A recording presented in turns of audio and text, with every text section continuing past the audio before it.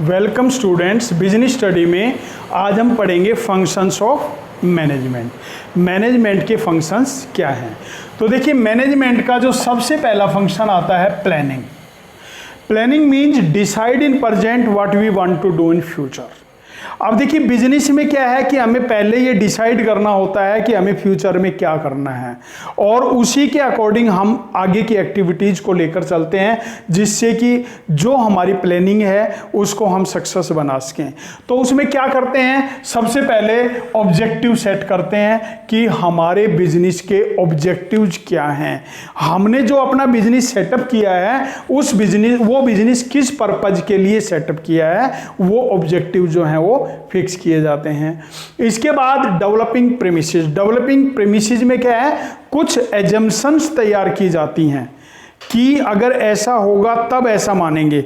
ठीक है, तो वो क्या आता है, डेवलपिंग प्रेमिसेस में आता है। तो हम प्रेमिसेस तैयार करते हैं। Identify alternative course of action. अब देखिए, किसी भी काम को करने के कई तरीके होते हैं, उनको हम आइडेंटिफाई करते हैं कि जो भी हमारी एक्टिविटीज हैं वो किस प्रकार से की जाएगी।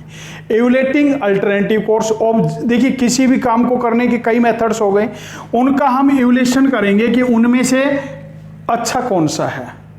अलग अलग उनका एवुलेशन करेंगे और जो उनमें बेटर होगा उसका सिलेक्शन कर लेंगे, जो सबसे अच्छा होगा। इसके बाद हम क्या है कि जो हमने प्लानिंग बनाई है उसको हम अपने बिजनेस में इम्प्लीमेंट कर देते हैं, जिससे कि उस प्लानिंग के अकॉर्डिंग जो भी बिजनेस की एक्टिविटीज़ हैं उनको हम इजीली अचीव कर सकें। तो ये हमारा था प्लानिंग में। इसके बाद आता है ऑर्गेनाइजेशन। अब देखिए, जो हमने प्लानिंग बनाई है उस प्लानिंग को हमें इम्प्लीमेंट करना है, उसको एक एडजस्टिंग रूप में लेना है, ऑर्गेनाइज करना है उसको। तो ऑर्गेनाइज करने के लिए, जिससे कि उस प्लानिंग को सही रूप में हम आगे कि मतलब बढ़ा सकें, तो उसके लिए हम क्या करेंगे, सबसे पहले जो भी हमारा वर्क है उसको आइडेंटिफाई करेंगे, उस वर्क का डिवीजन करेंगे, उसके छोटे छोटे टुकड़े बनाएंगे और उस वर्क को डिवाइड करके अकॉर्डिंग टू इंटरेस्ट और एबिलिटी ऑफ वर्कर्स जो है उस वर्क को हैंड ओवर किया जाता है।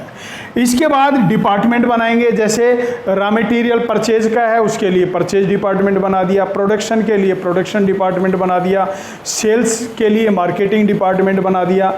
ठीक है, फाइनेंस के लिए फाइनेंसिंग डिपार्टमेंट। तो अलग अलग डिपार्टमेंट बनाएंगे। उसके बाद सभी की ड्यूटी असाइन करेंगे, कौन क्या काम करेगा।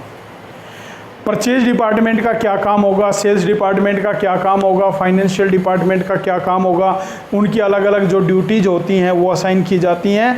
और उसके बाद एस्टेब्लिशमेंट रिपोर्टिंग रिलेशन में आता है, कौन किसका बॉस होगा, कौन किसका सबॉर्डिनेट होगा, उनके बीच आपस में क्या रिलेशंस होंगे एम्प्लॉयज़ के, उन रिलेशंस को डिफाइन किया जाता है। तो ये सभी एक्टिविटी किस में आती हैं, ऑर्गेनाइजेशन में आती हैं। इसके बाद स्टाफिंग। अब देखिए, ये सारा काम करने के बाद हम क्या करेंगे, हमें एम्प्लॉय चाहिए, स्टाफ चाहिए। तो उसके लिए सबसे पहले एस्टिमेट मैन पावर, कितने एम्प्लॉय चाहिए, 5 चाहिए, 10 चाहिए, 20 चाहिए, कितने एम्प्लॉय चाहिए उनका एस्टिमेट लगाएंगे। उसके बाद रिक्रूटमेंट, यानी उन रिक्वायरमेंट को, जैसे 10 एम्प्लॉय चाहिए तो 10 एम्प्लॉयज को हम इनवाइट करेंगे एम्प्लॉयज को कि any person who are interested to job in this organisation can fill up the form. ठीक है, रिक्रूटमेंट के बाद सिलेक्शन। अब जो उनके एप्लीकेशन फॉर्म आए हैं उन एप्लीकेशन फॉर्म को चेकआउट करेंगे और चेकआउट करने के बाद उनको इंटरव्यू पर बुलाते हैं और इंटरव्यू पर बुलाने के बाद उनका हम क्या करते हैं, सिलेक्शन करते हैं। सिलेक्शन के बाद क्या आता है, प्लेसमेंट। प्लेसमेंट में क्या आता है, जिस जगह एम्प्लॉयज़ को सेलेक्ट करने के बाद जिस डिपार्टमेंट में भेजना है, जिस जगह भेजना है वो जगह फिक्स की जाती है। ओरिएंटेशन में आता है कि जो वहाँ पुराने एम्प्लॉयज़ हैं उन एम्प्लॉयज़ के साथ नए एम्प्लॉयज़ का इंट्रोडक्शन करवाया जाता है, जिससे कि पुराने एम्प्लॉयज़ उसको आसानी से पहचान सकें। ठीक है, इसके बाद उनको टाइम टू टाइम ट्रेनिंग दी जाती है। क्यों दी जाती है, क्योंकि आज का जो हमारा टाइम है उसमें टेक्नोलॉजी चेंज हो रही है। तो नई नई जब टेक्नोलॉजी चेंज हो रही है तो चेंजिंग एनवायरनमेंट के अनुसार उन्हें ट्रेनिंग की रिक्वायरमेंट होती है। तो उन्हें ट्रेनिंग दी जाती है। तो ये सभी एक्टिविटीज़ जो हैं वो किस में आती हैं, स्टाफिंग फंक्शंस में आती हैं। इसके बाद डायरेक्शन। अब देखिए डायरेक्शन में क्या है, जो हमने एम्प्लॉयज़ सेलेक्ट किए हैं, अपॉइंट किए हैं, अब हमने उनको डायरेक्शन देना है। जैसे सुपीरियर के द्वारा, हेड ऑफिस के द्वारा, जो भी है टॉप लेवल के द्वारा उनको डायरेक्शन दी जाएगी वे आपको क्या काम करना है, उसी वे में उसको काम करेंगे। तो इसके 4 एलिमेंट होते हैं। सुपरविजन, सुपर प्लस विजन, ऊपर से देखना, यानी इसका काम क्या होता है, अपने सबॉर्डिनेट्स को, अपने एम्प्लॉयज़ को चेकआउट करना कि वो अकॉर्डिंग टू इंस्ट्रक्शन अपने वर्क को पूरा कर रहे हैं या नहीं कर रहे हैं। कम्युनिकेशन में क्या आता है, जो भी आइडियाज़ हैं, जो भी सजेशंस हैं, जो भी ऑर्डर हैं, उनको एक एम्प्लॉय से दूसरे एम्प्लॉय में कम्युनिकेट करना और एक ऐसे सिस्टम में कम्युनिकेट करना जिससे कि वो आसानी से उसको समझ सकें। लीडरशिप में क्या आता है, जो भी एक्टिविटीज़ होती है ना, उनमें उनका एम्प्लॉयज़ होते हैं, उनमें एक लीडर होता है जिसमें क्वालिटी होती है कि वो बाकी अपने जो फॉलोअर्स हैं उसको किस प्रकार से इन्फ्लुएंस करता है। तो एक मैनेजर जो होता है बिजनेस में, उसमें भी ये लीडरशिप की क्वालिटीज़ होनी चाहिए कि वो अपने सबॉर्डिनेट को किस प्रकार से इन्फ्लुएंस कर सके, जिससे कि जो उसके एम्प्लॉयज़ हैं, जो उसके सबॉर्डिनेट हैं, उसके अकॉर्डिंग काम करने को तैयार हो जाएं।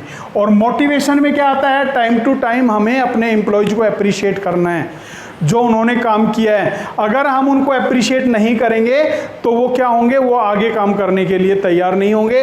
तो इसलिए मोटिवेशन भी कंपलसरी होता है। तो हमें अपने एम्प्लॉयज़ को टाइम टू टाइम क्या करना होता है, मोटिवेट करना होता है। तो ये सभी किस में आते हैं, डायरेक्टिंग फंक्शन में आते हैं।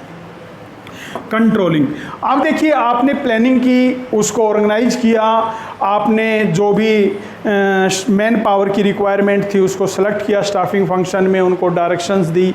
इसके बाद हमने उनको कंट्रोल करना है। तो कंट्रोल करने के लिए क्या है कि सबसे पहले हम स्टैंडर्ड फिक्स करते हैं। क्या स्टैंडर्ड फिक्स करते हैं, मान लीजिए हमने स्टैंडर्ड फिक्स किया कि एक एम्प्लॉय सुबह से शाम तक 10 चेयर बनाएगा। ये स्टैंडर्ड फिक्स हो गया कि एक एम्प्लॉय सुबह से शाम तक 10 चेयर तैयार करेगा। एक्चुअल परफॉर्मेंस, अब उस एम्प्लॉयज ने 8 चेयर तैयार की, 10 चेयर तैयार की या 12 चेयर तैयार की, ये उसकी एक्चुअल परफॉर्मेंस है। अब हम क्या करेंगे, स्टैंडर्ड और एक्चुअल का कंपैरिजन करते हैं। मान लीजिए 10 स्टैंडर्ड है और उसने 8 चेयर तैयार की, तो कंपैरिजन करेंगे तो 2 चेयर कम तैयार की। तो जो 2 चेयर कम तैयार की ना, वो डेविएशन में आ गई। एनालिसिस करेंगे तो 2 चेयर कम जो तैयार हुई वो डेविएशंस में आ गई। अब डेविएशंस का एनालिसिस करेंगे कि जो ये 2 जो चेयर हैं वो कम तैयार हुई हैं, किस वजह से हुई, या तो लाइट्स की मतलब कट था, या मटेरियल की मतलब अवेलेबल नहीं था, या जो हमारा वर्कर था वो एफिशिएंट नहीं था। और जब हम डेविएशंस को फाइंड आउट कर लेते हैं और तो उसके बाद उन डेविएशंस पर करेक्टिव एक्शंस लेते हैं जिससे कि वो डेविएशंस दोबारा रिपीट ना हो।